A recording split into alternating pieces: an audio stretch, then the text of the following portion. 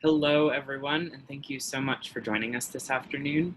My name is Benjamin Quinn, and on behalf of Harvard Bookstore and our co-sponsor, Harvard's Edmond J. Safra Center for Ethics, I'm so excited to welcome you to today's event with Danielle Allen, discussing her book, Without Domination, Pursuing Justice in Diverse Communities, in conversation with her co-editor, Rohini Somanathan. Today's event is part of Harvard Bookstore's Ethics in Your World series, presented alongside the Safra Center and featuring leading thinkers taking on tough problems that matter to us all. Learn more about the center and the work they do at ethics.harvard.edu. And I just want to add that we're so fortunate to be able to continue the work of bringing authors and their writing to our community during these difficult times. And we're so very grateful for continued support from our customers and organizations like the Safra Center. Today's event will conclude with some time for your questions. If you'd like to ask the speakers something, locate the Q&A button wherever it may live on your Zoom display, where you can submit all your questions. We'll get through as many as time allows.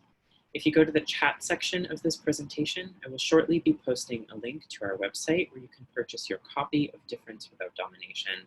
If you already have a copy of the book or would like to contribute to the series and our store in a different way, I will also be posting in the chat a link to our website's donation button.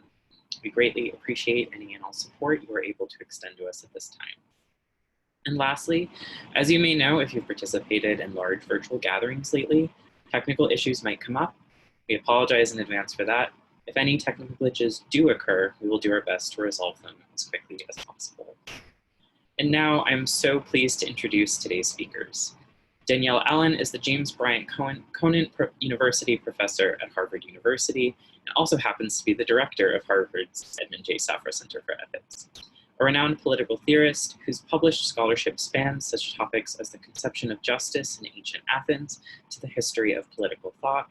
Her previous books include Our Declaration, a reading of the Declaration of Independence in defense of equality, education and equality, and Cuz, the life and times of Michael A. Rohini Somanathan is a professor of economics at the Delhi School of Economics. Her research explores the various ways social institutions interact with public policies to shape patterns of economic and social inequality. Similarly wide-ranging in her focus, her work addresses such cultural phenomena as the caste system in India, an ongoing issue of racial inequality in the United States.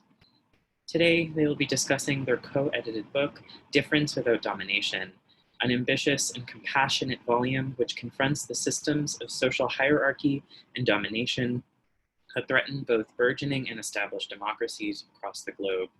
In these pages, Allen and Somanathan have conjured voices from a variety of disciplines and perspectives, featuring essays from historians, philosophers, psychologists, scientists, and liberating scholarship to better and more urgently interrogate the lived experiences of inequality.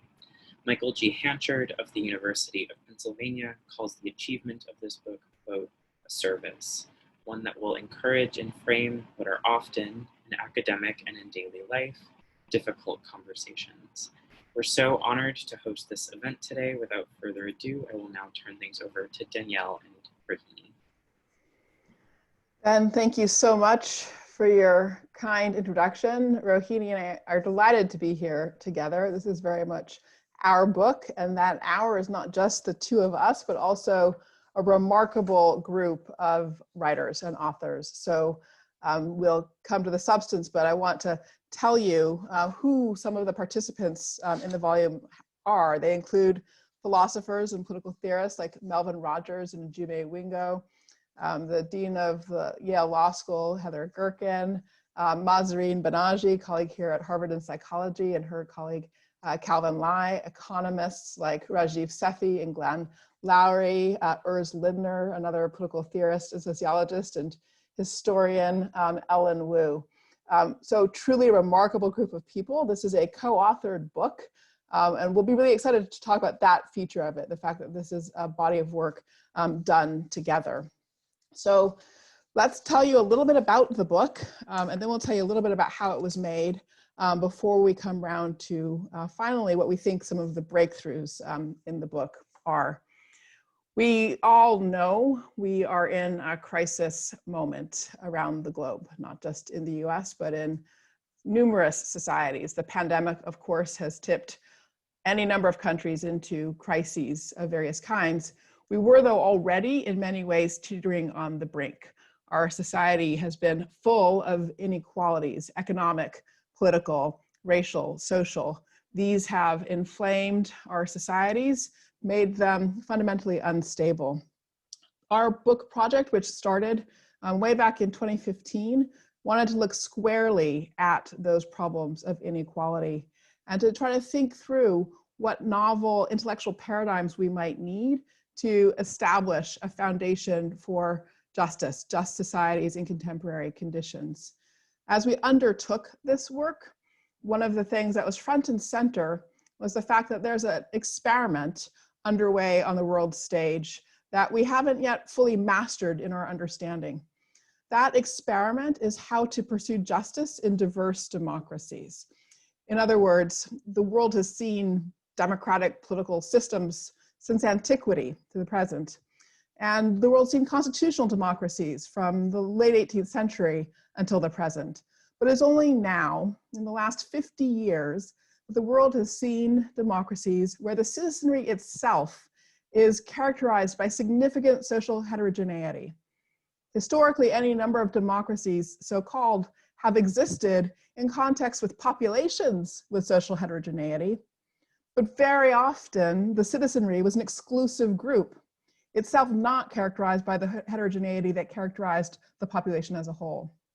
Now, for the first time in the US, in India, even places like Germany, we look around and we see constitutional democracies that are trying to understand how to thrive, how to deliver equity and justice in conditions of diversity, where inclusion, the full inclusiveness of the citizenry, is the first definitional feature of the political endeavor. So that was the question we sought to answer, was, well, how exactly can we achieve justice in diverse societies? What does that mean? What are our definitions? What are our tools for delivering this?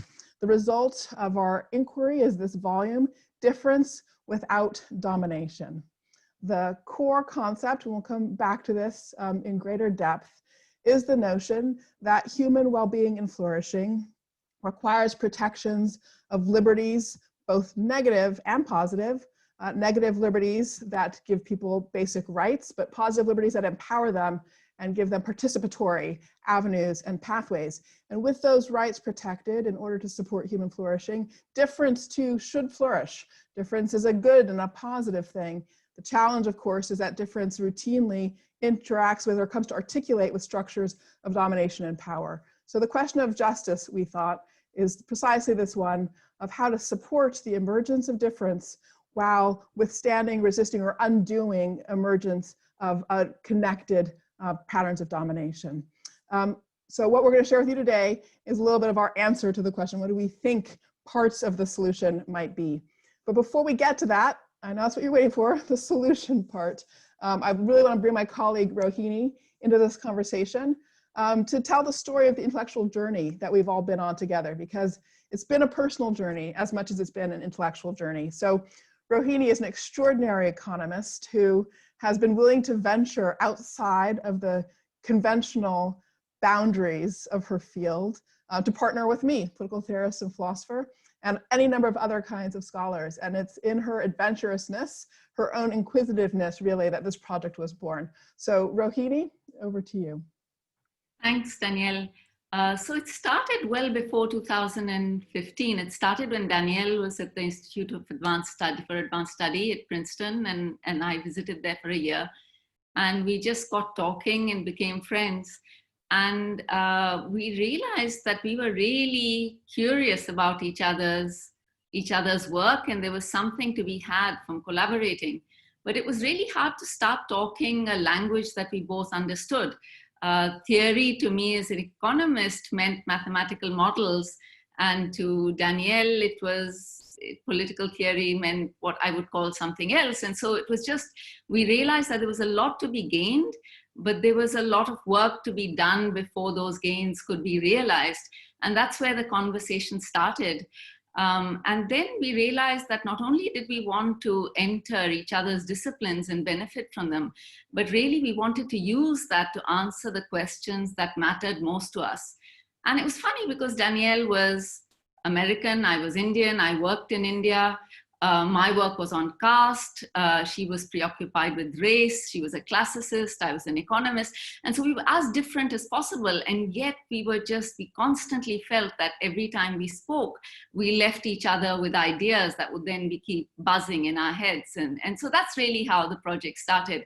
And then one day, Danielle said, okay, let's do it.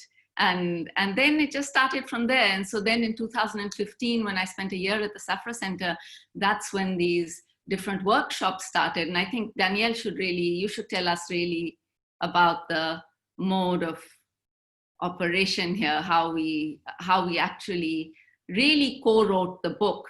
It wasn't an exercise where people just contributed things and then we just put them together and somehow wove a structure around them. It was really working together, and that was the most rewarding part of this process for me. So Danielle, tell us about that. No, I'm delighted to.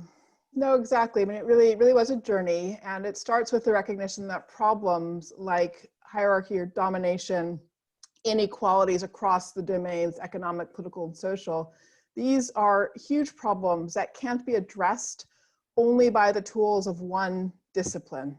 We really need the tools of all our different academic disciplines working together, and in some sense in a sort of symphonic arrangement, really being clear about which tools are relevant for which purposes. Most fundamentally, we wanted to bring together the tools of the normative, the question of what we ought to do, what kind of world we ought to have, and the tools of the positive, all those tools that are used to describe the world as it is, as we understand it to operate. So the tools of the normative ask questions about values, our orienting compass points. What is justice? What are our social objectives?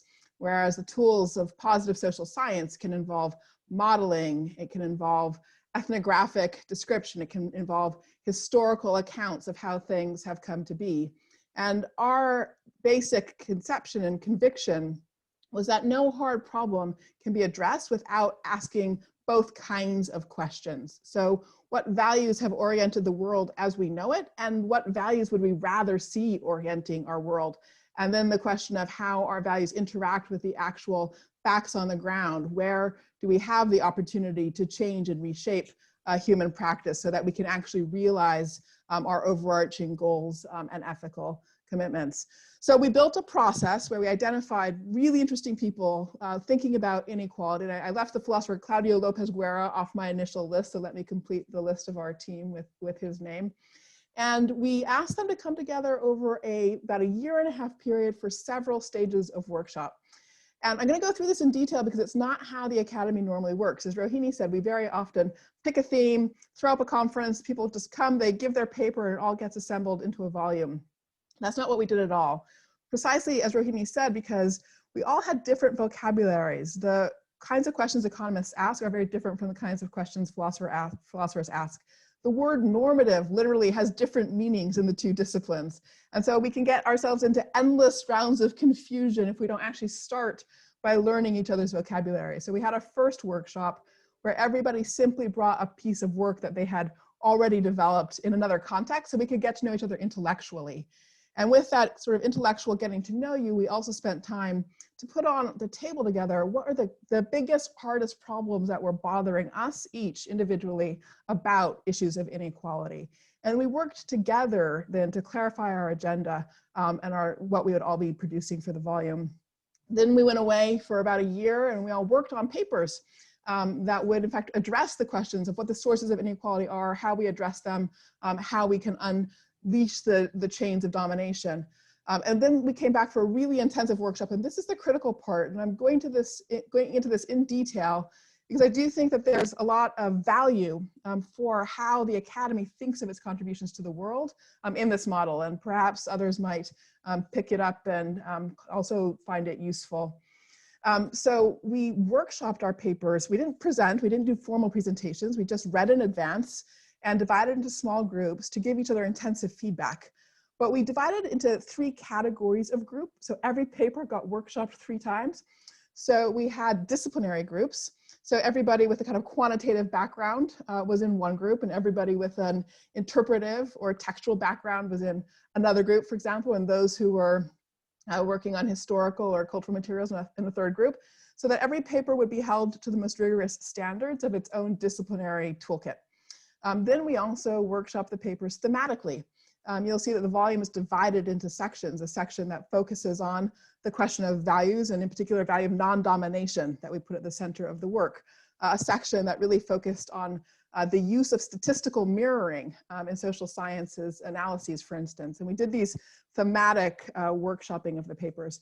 And then the last thing we did was random groups. So names out of a hat, some fudging at the margins to make sure that people weren't repeating too many exposures. And then just to see what happens, the kind of happenstance of reactions from unpredictable perspectives. And we use that occasion then too to harvest group learnings, collective learnings. And those learnings are what came to be for us the kind of conceptual breakthroughs of the volume and the process. And I'll come to those in just a minute. But the last thing I want to say here is that this working method has also become central to what the Edmond J. Safra Center for Ethics generally does. In many ways, we try to assist people in doing what we call integrated policymaking. And integrated policymaking is when you start with the values questions first. What are our overarching objectives? What are the definitions of justice that we're using here? What's the value of democracy? How does it connect to the value of justice? And so forth. And then we figure out all the kinds of expertise we have to bring together into a coordinating and partnering project in order to address the question at hand. So in our view, good policymaking doesn't just say, call up the economists or just call up the folks in public health or just call up the lawyers. Good policymaking brings all of those kinds of expertise together in a conversation that's centered by a discussion and shared approach to a question of ethics or values that we should be keeping front and center. So having reviewed that process, as I said, for us, the true reward of it was, honestly breakthroughs, like things that made it easier for us to think together about the problems we face in this world. So we'll share those now. I'll start with just the first one, the normative breakthrough, what felt to us like a normative breakthrough. And then Rohini will share some of the positive breakthroughs. So the first is an approach to theorizing justice that does start from a concept of non-domination. And we're not the first by any means to have taken this approach to justice seriously. There's extensive work, for example, people like Philip Pettit have really articulated a theory of justice deriving from a concept of non-domination. But when you think about a theory of justice with this concept front and center, questions of empowerment and participation really come into the fore as highly visible. Questions of distribution matter too, but they matter in relationship to those questions of empowerment and participation. So in that regard, we found ourselves moving away from what are in some ways sort of conventional Rawlsian paradigms for thinking about justice, which may not have been Rawls's initial intent, but in practice, it's become the case that to start with a sort of Rawlsian frame is conventionally to start with a redistributive paradigm for understanding justice. And we shifted the frame and have used a frame that does start from the question of how across our domains of economy, society, political institutions do we achieve non-domination, which means protect people from being subject to the arbitrary control of others. So what are the structures and strategies of empowerment that can deliver non-domination across all three of those spheres, economic, social, and political? So I'll stop there for now and let Rohini pick up the subject again of the positive innovations. Yeah, thank you, Danielle. So the biggest thing for me was really trying to understand why affirmative action and statistical mirroring was not working the way we expected it to work. So this is again where differences between Danielle and I really helped. Because the US had been moving away from affirmative action. Everything that happened in the US courts was to, break down structures where you gave preferences based on group identity. And in India, the opposite was happening. So we went from 25% of the population having quotas in public institutions to 50%. just over a period of 10 years. And in neither of these places did we feel that there was really equality being achieved. And so then what was going wrong with statistical mirroring? And I think the volume really helped me personally get some clarity here. And it was through these different disciplines. So Heather Gerken, who Danielle mentioned, she points out in the volume that at some level, when we say that there should be affirmative action based on the proportion of different groups in the population, then we're sort of imagining a world where every firm, every university, every factory, every region, every school really mirrors the population. And then we say, well, you know, you should have representation. But that's not what the world really looks like. And so if it doesn't look like that, then what does this statistical mirroring actually do?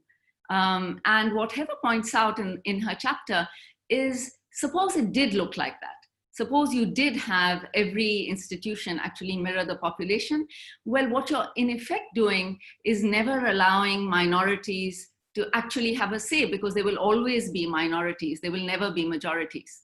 And so if it did happen, then it's wrong.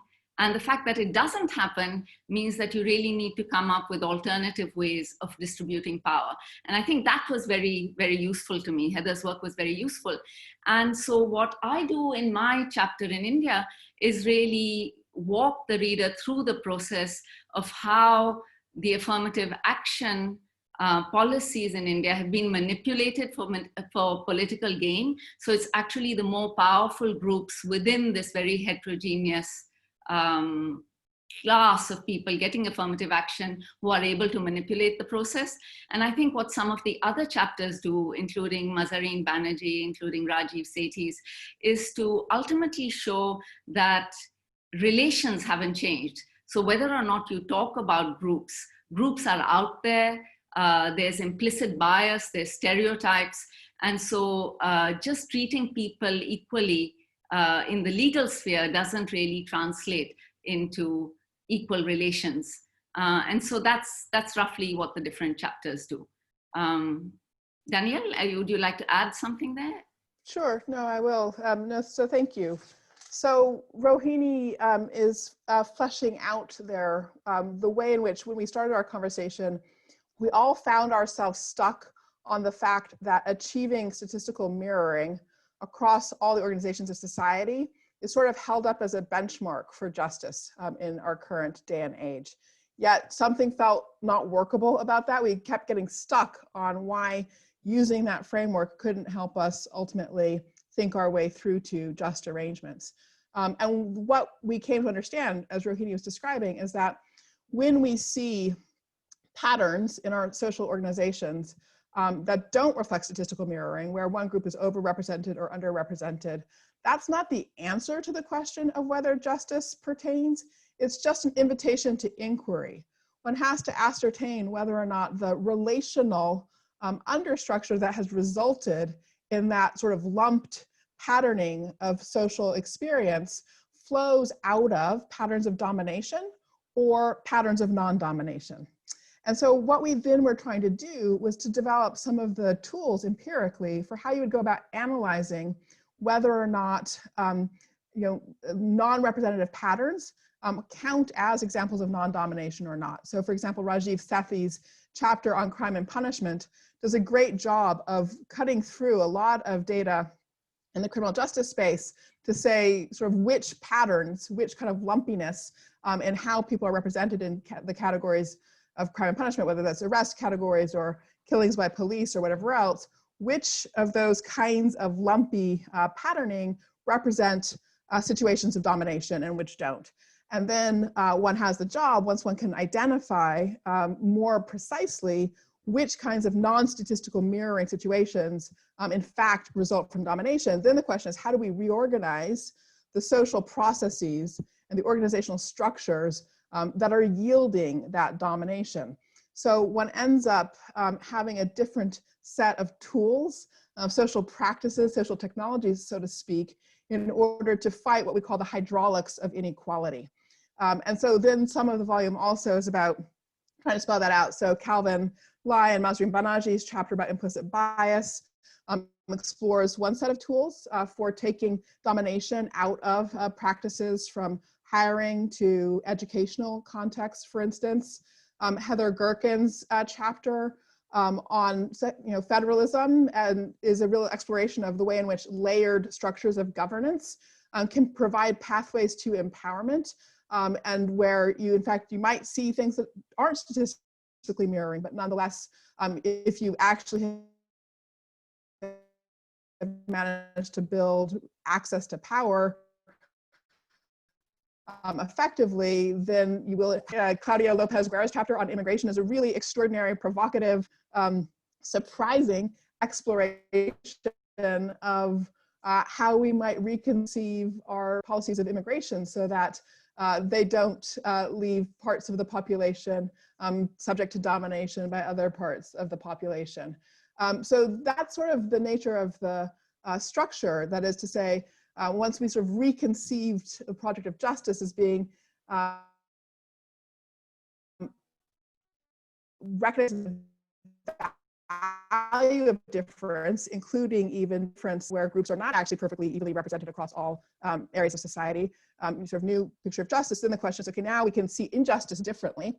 Now we need tools to figure out when domination is operating, and then we need tools for how to undo domination or resist its emergence. And so that's what the volume is trying to provide visibility into. A couple other key concepts I want to just highlight as a part of this, and Rohini mentioned these as well in various ways. It's important that we also shifted to a picture of identity as fluid and intersectional. And that's a common shift at this point across the social sciences, but we've really tried to take that shift and show how it plays out across a variety of disciplines. And the other important thing is that we organized our analyses around the recognition that social groupings are an emergent feature of social life, not a given a priori feature of social life. So it is our organizational practices and our institutions that deliver to us the social groupings that we have.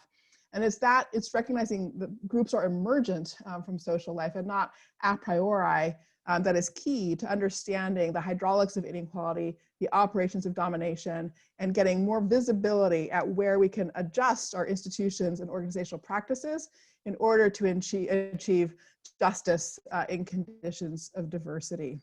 So I'm going to just read one paragraph. I know people don't really usually read from scholarly books when they're introducing them, but I'm going to read just one paragraph that captures these conceptual advances and how we put them together that I hope will help crystallize what we're trying to say here. In sum, the scholars in this volume treat identity as fluid and treat patterned group experience as emergent from social, institutional, economic, and political processes. As we examine social outcomes, we seek aberrations from statistical mirroring as diagnostics. Where we see such aberrations, we consider them invitations to inquiry. The invitation is more specifically a call to take up a mode of inquiry that focuses on identifying the processes by which one set of pre-existing social conditions is converted into subsequent forms of patterned social relations. At the heart of the inquiry is an effort to determine when such processes are impaired by domination, and when they are so impaired, to find techniques for repairing them. Those techniques of repair might be formal policies, they might be rhetorical and pedagogic strategies, and they might be transformations in a battery of informal social practices. So this is a scholarly volume. We can't say otherwise. It has lots of technical vocabulary, but insofar as it was the work of people from across disciplines, we did seek to lift out of our disciplines and find a way of speaking that would work across our many disciplines. And the project really adds up ultimately to a turn, we hope, across our disciplines that we would call a sort of a relational turn. A turn away from a focus on transactions and material metrics to relational evaluations and relational metrics. And the view is that if we can make that relational turn, we will stand in a much better position to diagnose domination and undo it. And we do hope that the volume has offered tools to do that. So we're really excited to hear your questions. Thank you very much for joining us for this conversation.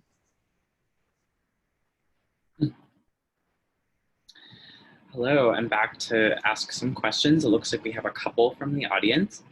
So I'm going to start with this one. An attendee named Augusta is just wondering if you could define domination a little bit more and help me understand the distinction between domination versus interference. Sure. So I'm going to use just a really simple analogy that comes from the philosopher Philip Pettit to explain that relationship. So domination is the absence of what philosophers call reserve control of one person over another, where reserve control means I am in the position to control your behavior regardless of whether or not I'm actually exercising that control in the relevant moment. And the analogy, the nice simple analogy, is to a horse that's walking along where the rider has dropped the reins, okay? So the rider, the horse rather, even in that context, although the horse is in principle going wherever it wants to go in that moment, is actually still subject to domination because there is a rider with reserve control who can interrupt the horse's course at any point in time. So that is a good way of capturing what domination consists of. It's really a question of, at the end of the day, does control over my actions and choices lie with me or not? And it's, obviously we all live in worlds where other people do have influence over us and control in various ways. The question is whether or not when people do have control over us, is it arbitrary, like that rider on the horse, or is that control structured in fair and legitimate ways? That's the question. We have another question that is kind of looking at the distinction between caste and race, especially with the recent publication of Isabel Wilkerson's book, Caste Matters, and kind of thinking about if there are any, they want to know what might be some caveats in conflating the two as equivalent constructs. And I guess this can be a question for both of you. Rohini, go for it. Yeah, so at an abstract level, when you're thinking about groups and group inequality, you can analyze them in similar ways. There's some big differences in just the historical development of caste structures versus structures of race. What happened with race is that any mixing got dichotomized in the politics of race. Whereas with caste, you just had huge amounts of heterogeneity. And so there were thousands of castes that stayed through the system and that were recognized in the system. So historically, they've been very different. One big difference when you come to think about public policy is that you can be blind when it comes to caste much more easily than you can with race. And so, you can say if basically it's hard to identify caste except by people's names or if you know their ancestors and so on, but that's not the question always with race. And so when you're thinking about Mahzarin Banerjee, for example, in their chapter, they think about how you can actually reduce biases and how you don't let stereotypes affect hiring and things like that. And you'd have to go about it different ways with caste and race because one is easy to cover up in formal settings and the other one is not so much. I mean, that's one thought. So at an abstract level, I mean, you can think about both in terms of group inequality. When you're looking at it practically in the Indian case, you have a caste structure that's really, really complicated with lots of subdivisions that don't necessarily talk to each other. And, with race, perhaps that's less so. I think the other thing to say, though, so now I'll speak to the point of the similarities, which is that both for race and for caste, these concepts are the result of administrative management of populations. In other words, it's the British colonial policy really set the framework for the structure and operations of the concept of caste as we know it today. I mean, obviously there have been other points of intervention too, but in the US as well, I mean, as with countries in South America, there have been sort of structures of racial administration from the very beginning, by which I mean differential rules for different categories of population and administratively defined definitions of populations. And then that interacts with the politics of distribution that flow from those administrative definitions. And Ellen Wu's chapter on Asian American representation and concepts of Asian American representation and how those changed over the course of the 20th century in the US is a really powerful sort of case study of the way in which sort of administrative strategies of categorizing people and you know, and connecting allocations and so forth to those administratively defined categories, how powerful that's been. So that's where the kind of argument that groups are emergent from our social and institutional processes is so important. You know, the administrative rationale has also sort of driven a kind of naturalization of social groupings, but that is really just sort of obscuring the work that the kind of administrative management and differentiation of populations has done over the last few centuries. Benjamin, there's a really interesting question in the Q&A box, which says your ideas are very abstract. So it says your statements are very abstract and academic. Can you give a concrete example of reorganizing structures leading to justice? And there are a number of concrete examples in the book. One is in the Banerjee and Lai paper, where they actually look at evidence from, say, blind music auditions when people are trying to get into music school. You know, so at one, that's where the normative and the positive really matter together. So I think the normative case is people need to have a say, an equal say. They need to be able to participate in the political process equally. And then you have to say, well, you know, what gives these equal chances? And that's going to vary by context. But they give a number of examples of that. Yeah, I think, can you think of the Sethi chapter by Rajiv Sethi? They talk about training in the police force to correct for stereotypes and remove biases in the criminal justice system. So there are a number of examples that do come up in the book. The question, it's always useful when you're thinking about these to ask the normative question though, you know, what will lead to less domination? Is there domination? And what kind of change in the rules will actually get rid of some of that? There's one thing that comes up, which is that can you not have statistical mirroring and yet not reflect non-domination? So can you have non-domination? And the chapter by Ellen Wu is really interesting there because it looks not at black-white differences, but it looks at Asian Americans and asks the question of, are Asian Americans overrepresented in US universities? So that's a very provocative chapter. And the narrative really goes through how Asian Americans themselves felt discriminated against over time when this allegation was made repeatedly that they're overrepresented. Danielle, would you? No, I think there are a range of concrete examples. I mean, I think the policing ones are really important. And then I would also point to you know, Heather Gerken's chapter, which looks at the question of how, for example, school boards get organized, how city councils get organized and so forth. And she goes through different strategies that people have used over time to achieve statistical mirroring and representation, and is arguing that you can see cases where that's actually not the path to empowerment, because the result is you end up with a situation where, for example, members of minority communities never have a majority vote on a school board. And so in that regard, the effort to have kind of perfectly representative governing bodies across a context actually diminishes power available to communities to set the direction for themselves. And so she goes through different jurisdictional structures and asks the question of what is the right strategy for making sure that these provide pathways of empowerment across a diversity of communities.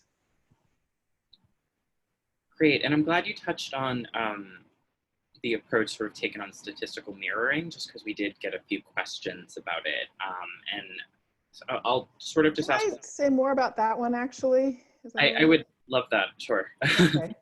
So I think one of the things that we all realized as we were working on this book, so let me just maybe back up a little bit and say, again, what we mean by statistical mirroring.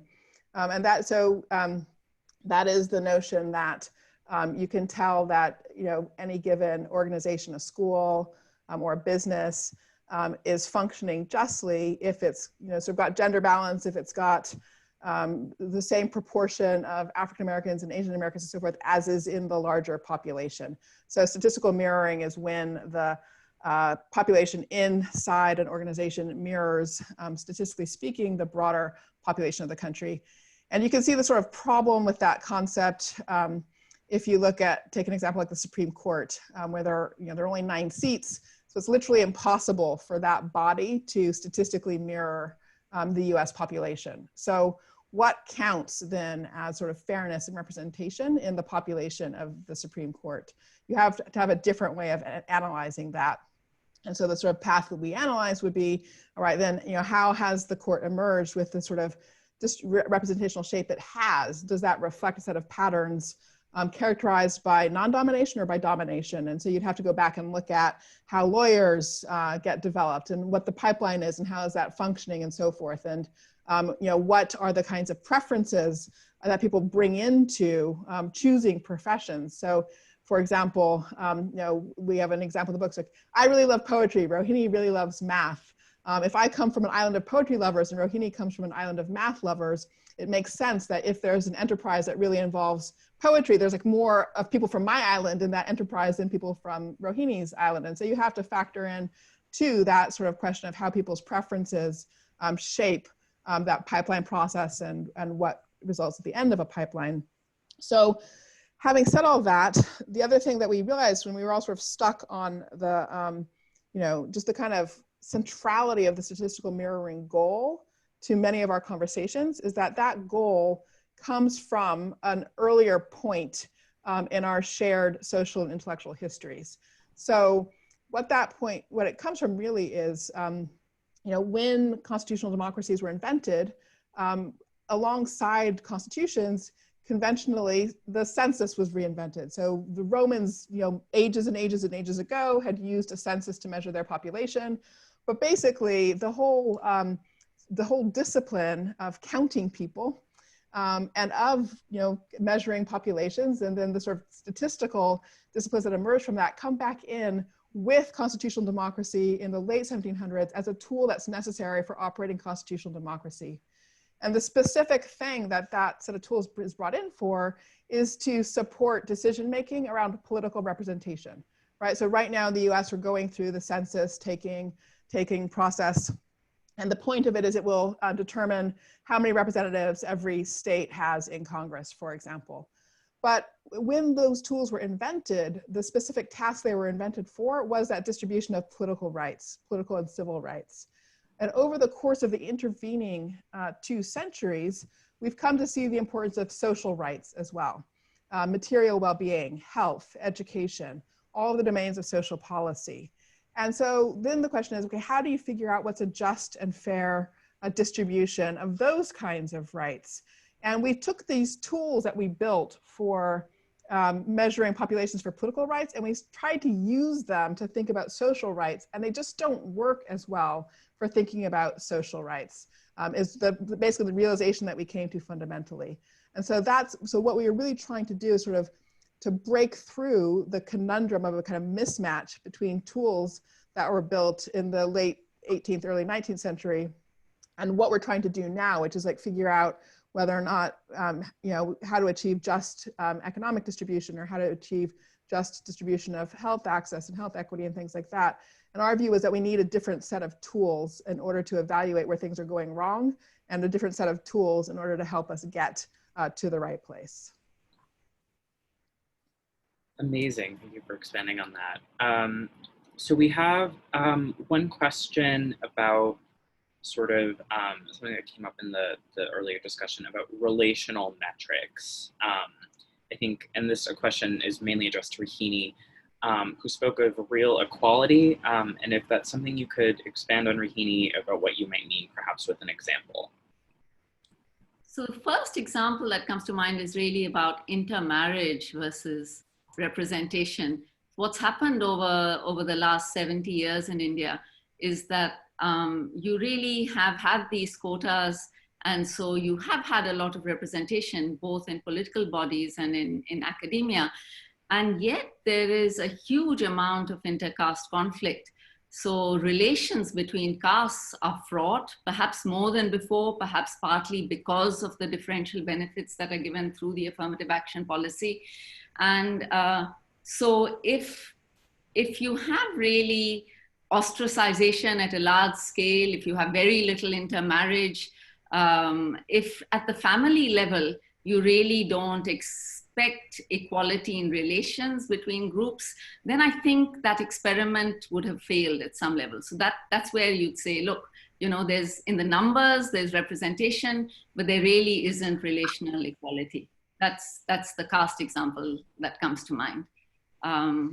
So I will say, I mean, Urs Lindner's chapter does a good job of trying to sketch out relational metrics as well. So he is, you know, working on the subject of affirmative action in Europe, and more or less is suggesting that in the European case, what he's recommending is a kind of switch from saying, counting, you know, how many of X do we have in Y organization, to the question of, you know, issues like parental leave, the kinds of things that give people equal access to the time they need to advance inside a corporation, that put them on an equal footing with regard to decision-making opportunities inside the organization and firm.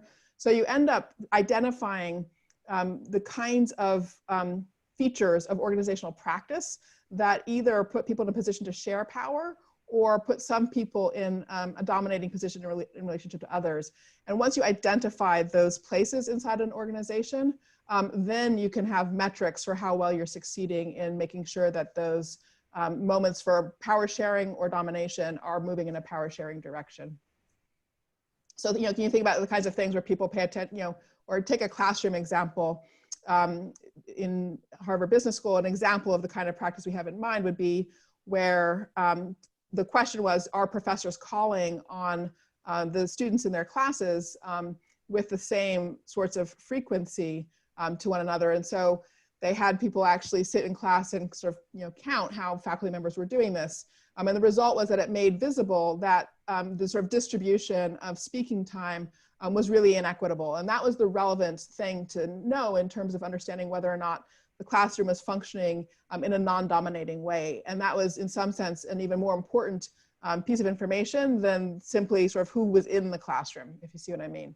So it's not to say that who's in the classroom is irrelevant, because you also then need to look at, you know, if you have a sort of unequal distribution of who's in the classroom, you want to know where that's coming from and whether or not it's based on legitimate reasons for that differential or illegitimate reasons. So you do still continue to need some of what we sort of thought of as the more transactional metrics, but the point is the relational metrics come into play also. I'd like to add one thing to that, Benjamin, if I could. Heather Durkin's chapter, I think, has something important to say here, because she points out that when you have real decentralization, so you have local communities making their own decisions, then there's a much greater opportunity to come up with new metrics and new policies, because you can actually see what is working for greater equality in certain places, and then other communities can emulate that, they can copy that. It leads to much more experimentation.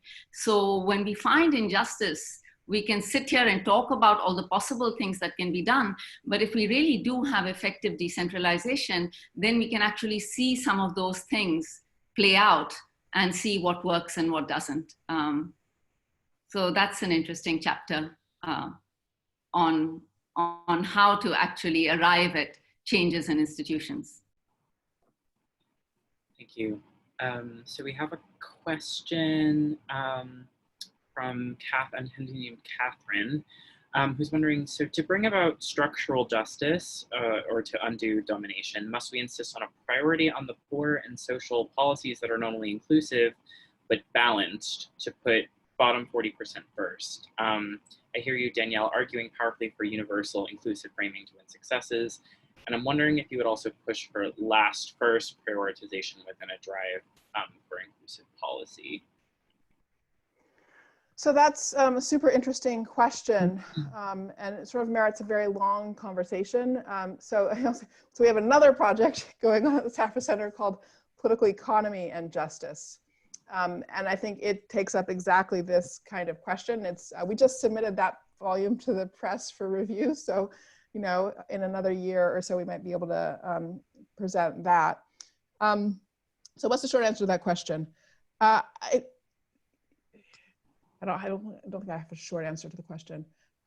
So you can think of, so in some sense, the phrase about a preference for the poor could be taken to reflect a kind of Rawlsian approach to justice, where the question is, you always want to make decisions that are to the advantage of the least advantaged. And that is an important feature of justice.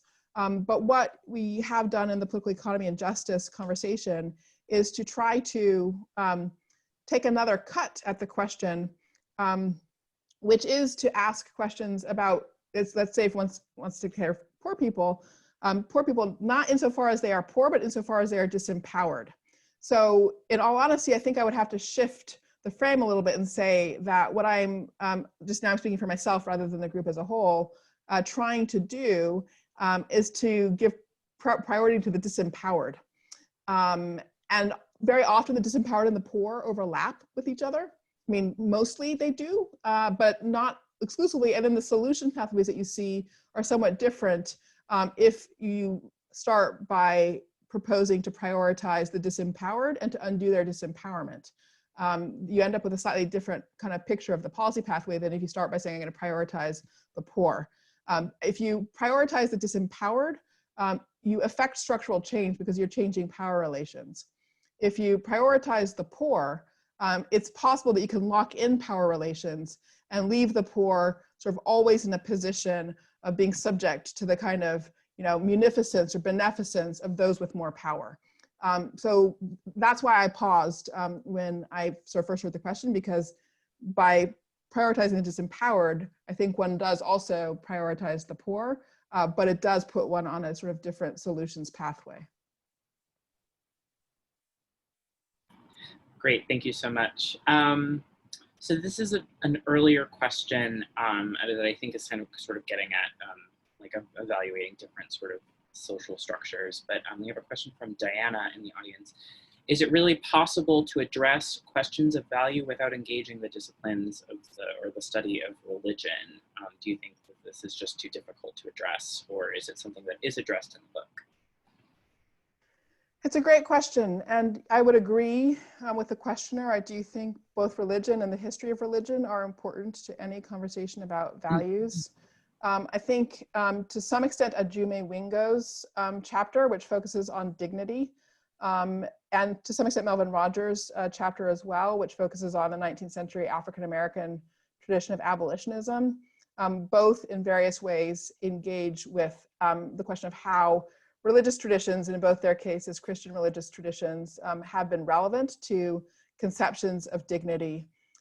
So the book, it's true, does not foreground religion, but in the discussions that are about norms, there are ways in which the scholars are articulating points of contact between religious communities and experiences and work on norms and values. Rohini, in your chapter, religion comes in because that is also an important feature of the landscape in India.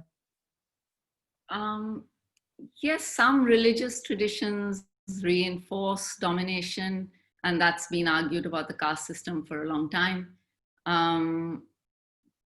But in general, I would say that we don't address religion at all in this book. It's really, it's part of the environment, you know, which creates inequalities, but I don't think we address it, we stay clear of it. It's important, but it's difficult, and it's, I'd say, outside the scope of what we're doing here. Would you agree, Danielle? I wouldn't really, to be honest. I mean, I would partly agree. That is to say, I would agree that we don't directly take up the topic of religion, but I think there are two different questions, right? There's the sort of issue of religion as a social phenomenon and how it intersects with the positive analysis. And I think you're addressing that. And I think it is reasonable to say that that may have been outside the scope of the book. But I think the questioner was also asking about religious understandings of our values and objectives. And I do think that any kind of conversation about norms and values does need to take account of religion.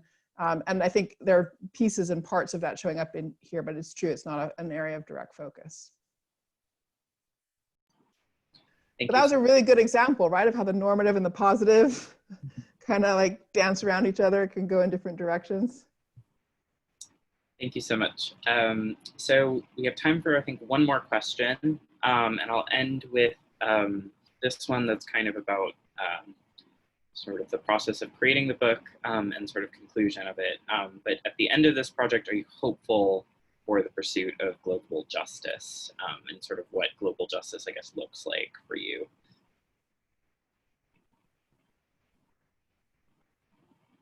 Oh, Danielle, you're muted. I'm sorry, so Rohini, do you want to go first? Well, I think the one thing that the book taught us was that interdisciplinary work can be interesting and fun, but it takes a lot of work because good interdisciplinarity really requires people being both very grounded in their own disciplines and willing to put in a lot of effort in trying to understand other perspectives.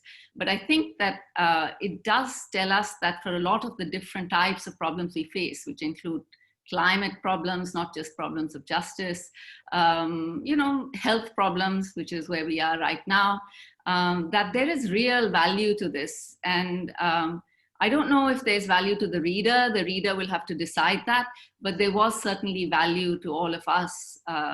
I gained a lot out of it, and I'm very grateful to, all the people who participated for the experience of putting it all together. So I want to say I so appreciate, and I guess the right word would be said, moved by the ambition of that question. And it does us too much credit in a certain sense, insofar as what we are trying to do, which I do think is helpful to the cause of global justice, but is a small part. What we are trying to do is help move forward the kinds of conceptual breakthroughs that would permit us as societies to achieve better social technologies, so to speak, better institutions, better organizations for delivering justice. So I think that across the many fields of the academy, there is a paradigm change underway. I think that people often don't like this vocabulary, but I think the kind of paradigms of neoliberalism are about to be pushed aside and to be replaced by alternative approaches to political economy, or alternative approaches to thinking about how private action and public action best integrate for the achievement of public goods and well-being. And I do think, my hope is that this volume is a contribution to that paradigm change. And relatedly, I have the same hope for the next volume that I mentioned, Political Economy and Justice. So stay tuned for that one. And so what we are really trying to do is sort of harvest learnings coming out of the economy that can then help people in the policy space rethink the basic tools they use to try to deliver the public good. So it's a long road from here and what we've done to improvements with regard to global justice. So that's what I meant with sort of the ambition of the question. It's really, you're doing us a lot of credit to think that we're even in the space of helping with that. And thank you for that question. I do hope we have helped some. I am optimistic that a paradigm change is that we're on the cusp of a paradigm change collectively that is going to be more enabling of human flourishing. That's the intellectual side. Now the question is, can we find leaders? Can we find people in fields of social practice who can assimilate these ideas and possibilities and help bring them into reality in actual practice? So, thank you so much, everybody, for your engagement. Really a pleasure and an honor. Thank you for your attention.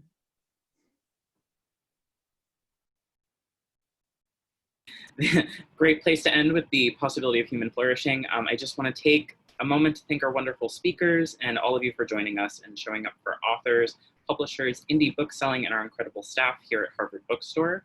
We sincerely appreciate your support now and always. Please make sure to check out Difference Without Domination at the link in the chat or visit our website. I will leave the presentation open for a bit after the conclusion, just so people can access the link still. Thanks again for your time and your support and for spending your part of your afternoon with us. Have a great day, everyone, and stay well. Bye, everyone.